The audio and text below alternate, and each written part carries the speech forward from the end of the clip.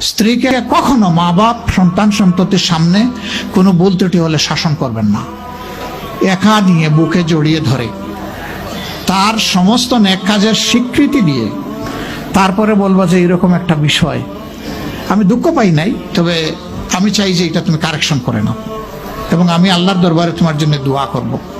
মাথায় হাত রেখে একটু দোয়া করে দেন। এর চাইতে বড় আর কোনো শাসন হয় না।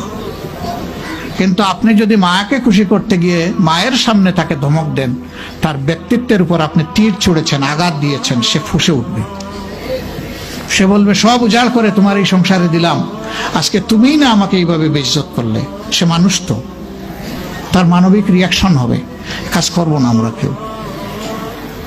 আমাদের জীবনের অংশ, আমাদের হাড়ের অংশ, আমাদের কলিজার অংশকে আমরা সেইভাবে সম্মান দিব ইনশাআল্লাহ। আমরা ভালোবাসবো সে আমার স্ত্রী, আমরা শ্রদ্ধা করবো সে আমার সন্তানের মা।